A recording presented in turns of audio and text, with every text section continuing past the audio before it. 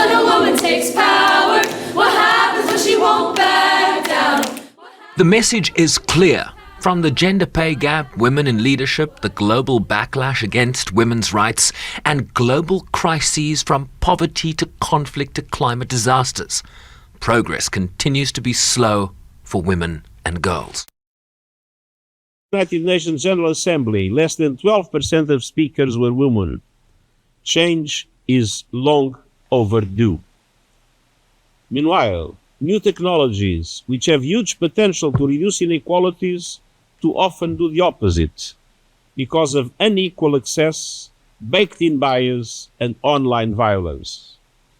A global backlash against women's rights is threatening and in some cases reversing progress in developing and developed countries alike.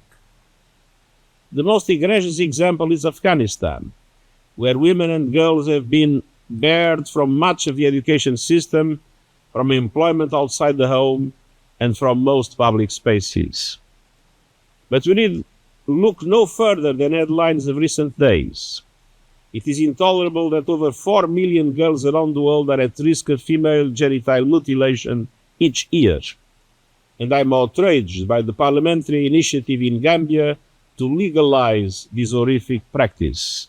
I strongly appeal for this proposal to be rejected. Excellencies, and the global crises we face are hitting women and girls hardest, from poverty and hunger to climate disasters, war and terror. He warned that at the current rate of change, full legal equality for women is some 300 years away. And by 2030, over 340 million women and girls will still live in extreme poverty, about 18 million more than men and boys. This insult to women and girls, and the brake on all our efforts to build a better world. Gender equality is the foundation of the entire 2030 agenda, from ending poverty to securing peace. We must drastically up the pace of change. That requires political focus, and it requires investment, our theme for this year's International Women's Day. Those investments must go towards ending violence against women, improving women's and girls' access to education and skills, and increasing the number of women in leadership roles in the corporate sector, in government, in peace building, and in climate action. We need to provide resources for effective social protection systems and put a monetary value on care work.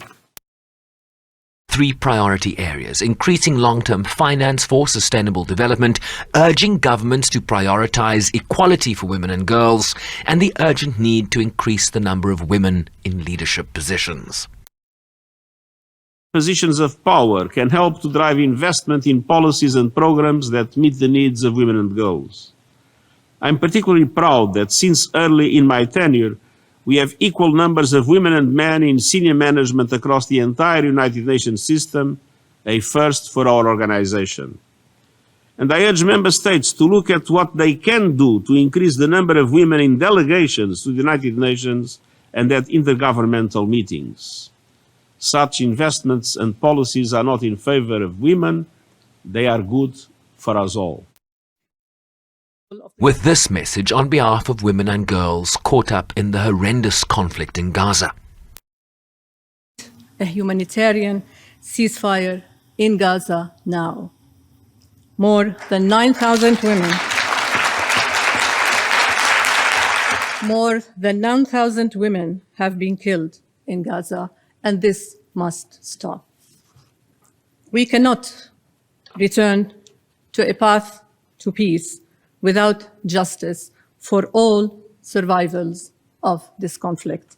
And I say all survivors of this conflict, and without an end to the indiscriminate violence in Gaza.